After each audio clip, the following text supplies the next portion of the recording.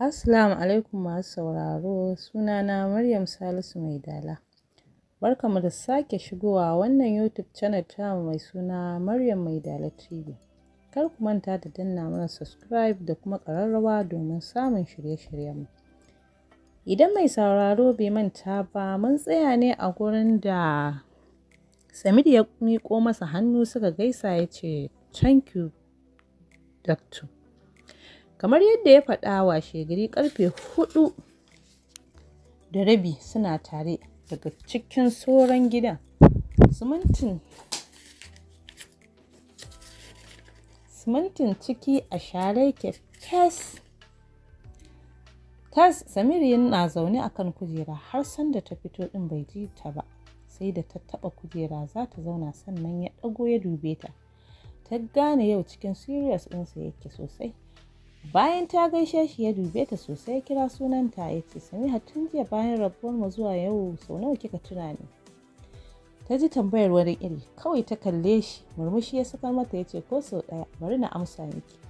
Ita ma ɗan murmushi ta yi, mintuna kaɗan suka shuɗe kamar mai nazarin ta inda zai fara. Ya yi ɗan gyaran murya ya sake kiran sunanta ya ce, "Maganar da nake so miss, please Samiha, ina son ki bani haɗin kai." Ta yi shiru bata ce komai ba. Ya yi ɗan jim sannan ya ce, "Please Samiha, ina so ki amince in zo neman auren ki a gurin baba. Ina buƙatar ki zama matata ta aure." Maganar ta shige ta, ta ɗago tana kallon shi, shi ɗin ma kallon ta yake yi. Sun jima a haka yayin da take kallon Samir yana so ya zama wani sirri ne na rayuwarta kenan. Ita da kanta bata taɓa zama ta tuna wata rayuwar aure ba da sirrin da yake cikinta ba, sai a yanzu da Samir ya neme ta da haka. Shi ne take masa kallon wanda zai iya sanin sirrinta kenan. Kamar wacce ta farka da sauri ta ɗauke idanta daga gare shi, yayin da shi ɗin kuma kallon da ta dinka yi mishi ya ƙara ruɗa shi. Idanta kamar mai wanda ta fara barci ta farka. Take masa kallon tsorata da maganar da ya yi mata har sanda ta ɗauke ido shi kallonta yake yi. Shiru babu wanda ya ce da wani komai. Ya yi murmushi ya ce, "Komai yana buƙatar nazari, Samiha. Ko da barki zuwa goben sai in dawo in ji." Kawai ta ji gobe ta fito daga bakinta ya ce, "Iya mana. To Samiha, gobe Sunday shine nake da time sosai da har zan fahimci magana da zamu yi sosai. In ba haka ba sai zuwa kamar rana ita yau fa. Amma me kika gani?" Ta ɗan kalle shi bata ce komai ba. Ya ce, "Ba na son na yi miki gaggawa. Idan kin ce sai zuwa next week ɗin in zo in ji. Ta ɗaga masa kai cikin sanyin jiki ya amsa ya ce, "To na gode." An yi haka ranar Asabar, Lahadin Litinin aka kai Aunty Maryam asibiti.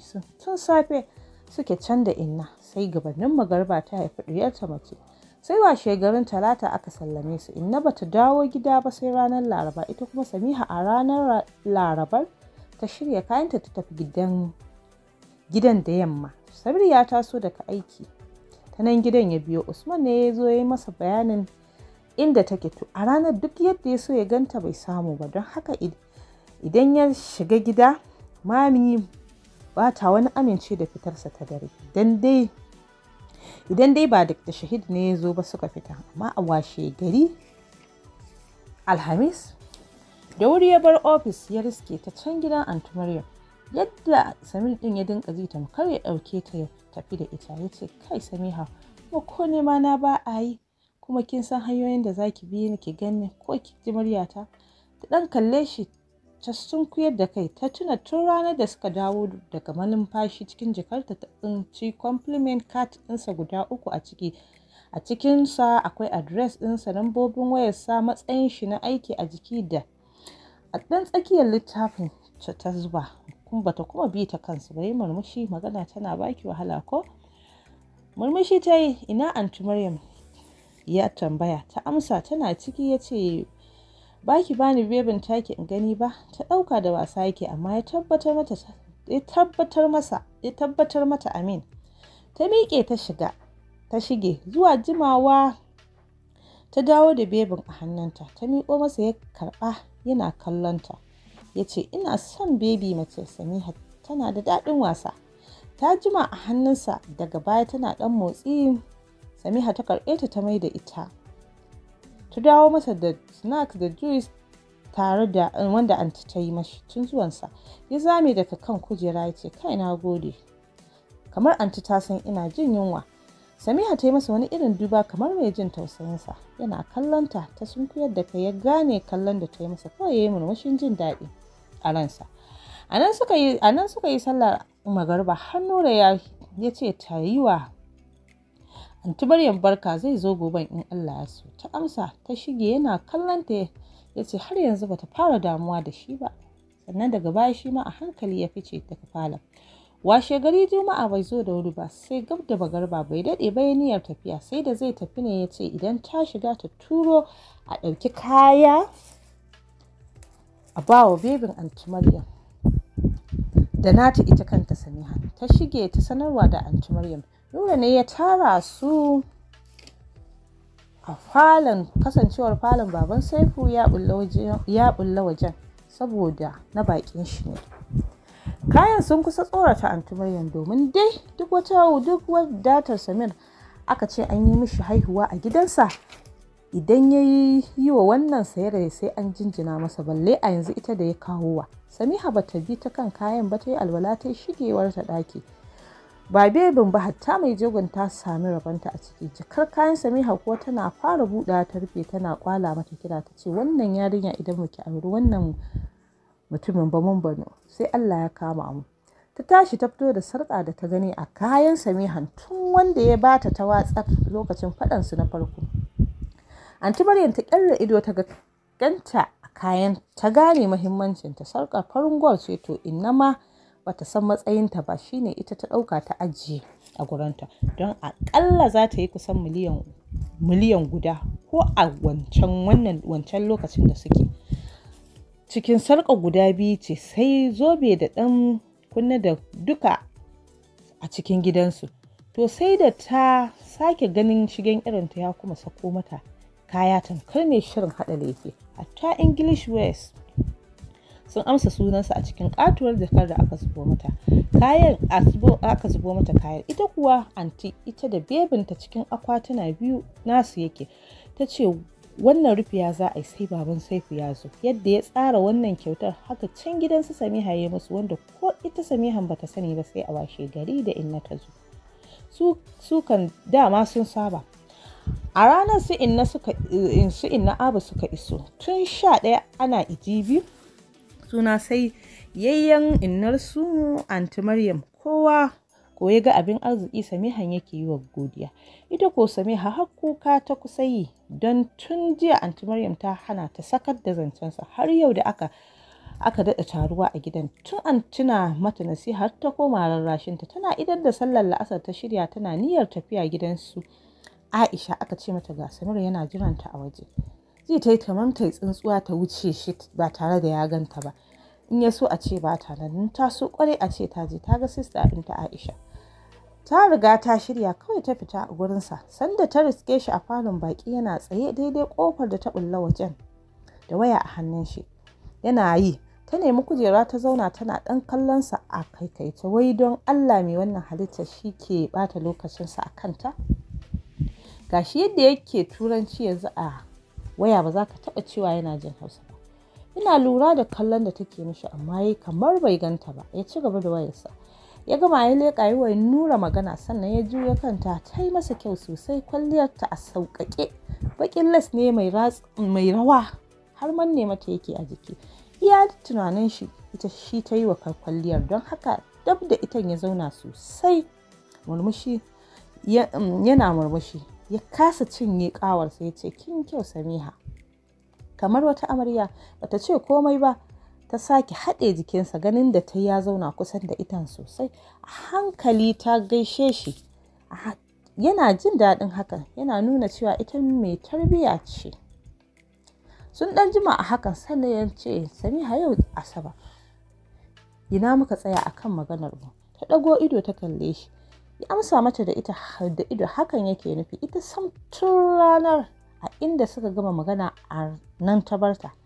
Sai please Samiha sanar da ni me kika yanke a kaina. To Samir din dai ya daure ta ko ina ba ta da hujjar ce masa ta manta da maganar da suka yi kuma koma ba haka ba ita yanzu idan ta ce ba ta son shi ta san baki ma kawai ya ishe ta.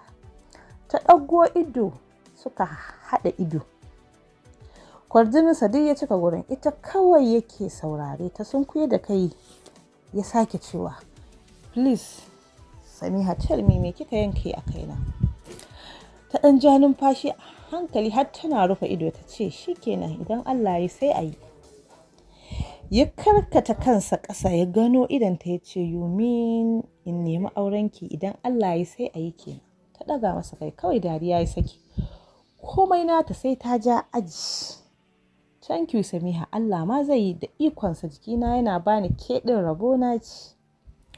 Duk kuma sai ta takura a gurin don saboda idansa yanda yake kallon shi. Murya in ka kalli kuma idansa murna da ta gani a fuskarsa ko ranar ɗaurin auren ce sai haka.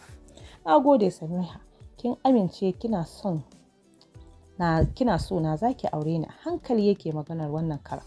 Don yadda yake magana ƙasa-ƙasa kamar mai yin raɗa har ya sa ta dinka jin wani iri a jikinta.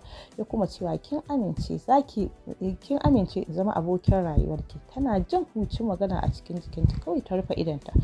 Duk ya ruɗa ta da maganganunsa. Idanta har ciccikowa ya yi. Samir ya gane yanayin da ta shiga sai ya shiru ya bar ta sami nutsuwa. Shi kam tun ranar ganinta na farko ya wuce irin wannan matakin. Shiru 'yan mintuna suka wuce sai haka. Babu wanda ya ce wa kowa komai. Samir ne ya fara magana. Ya ce, "Sunana Samir kamar yadda kika sani. Ba ni ne first born a gurin mami da dadi ba, amma yanzu za ki iya kira na haka. Domin ta farkon ta rasu. Akwai sista ta mai bi mani Tina. Sai dai tsakaninmu da Tina ya kai 8 years. Shekara 8 kenan. Anisa ce mai bi mata, sai last born ɗinmu Kamila.